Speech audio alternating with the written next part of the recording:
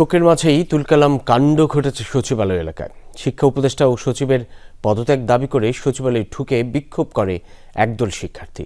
এ সময় ভাঙচুর করা হয় বেশ কটি গাড়ি। পুলিশের লাঠিচার্জে আহত হন বেশ কয়েকজন। আহত হয় আইনশৃঙ্খলা বাহিনীর কজন সদস্য। সচিবালয়ের বাইরেও ধাওয়া পাল্টা ধাওয়া হয়েছে দুপক্ষের। যৌক্তিক দাবি না মানা পর্যন্ত ফিরে না যাওয়ার কথা বলছে বিক্ষোভকারীরা। প্রত্যাহার করা হয়েছে শিক্ষা সচিবকে।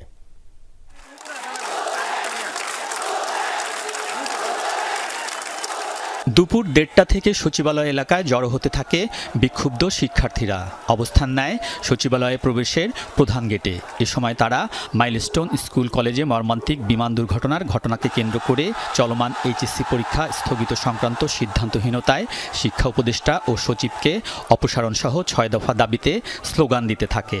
পরের দিনই যে পরীক্ষা হবে বা হবে না এ বিষয়ে কোনো ক্লিয়ার ডিসিশন দেয় নাই। উনি রাতের 3টা বাজে কিভাবে নির্দেশনা দিয়ে পরীক্ষা স্থগিত করে? উনি কতটা রেসপন্সিবল? আমাদের শিক্ষকদের উপরে হামলা করা হয়েছে, এখন এগুলার কি সরকার কি দায় নেবে না? আজকে যখন শিক্ষা ব্যবস্থার আপনার সংস্কার করা উচিত, সেখানে শিক্ষা ব্যবস্থার সংস্কার না করে তারা করছে শিক্ষার্থীদের উপর জুলুম। সেনাবাহিনী, পুলিশ সহ আইন শৃঙ্খলা রক্ষাকারী বাহিনী সচিবালয়ের 5টি গেট বন্ধ করে অবস্থান নিলেও পৌনে 4টার দিকে গেটের বাধা পেরিয়ে সচিবালয়ে প্রবেশ করে শিক্ষার্থীরা। ভেতরে থাকা গাড়ি ভাঙচুর শুরু করে তারা। এগিয়ে যায় স্বরাষ্ট্র মন্ত্রণালয়ের দিকে। এক পর্যায়ে পুলিশ লাঠিচার্জ করে, সাউন্ড গ্রেনেড মেরে ছত্রভঙ্গ করে দেয় তাদের। আতঙ্ক ছড়িয়ে পড়ে কর্মকর্তা কর্মচারীদের মাঝে।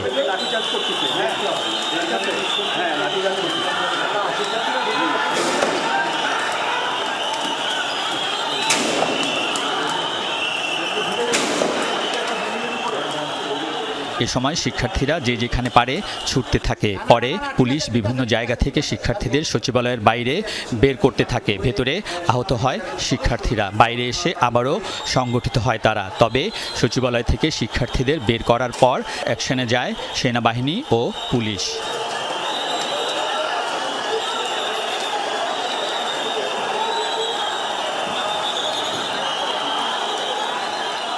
টিয়ার গ্যাস ও সাউন্ড গ্রেনেড ছোড়ে শিক্ষার্থীরা ছত্রভঙ্গ হয়ে সচিবালয়ের সামনের রাস্তা দিয়ে গুলিস্তানে 0 পয়েন্ট, শিক্ষা ভবন ও প্রেস ক্লাবের দিকে অবস্থান নেয়। কয়েক দফা ধাওয়া পাল্টা ধাওয়ার ঘটনা ঘটে।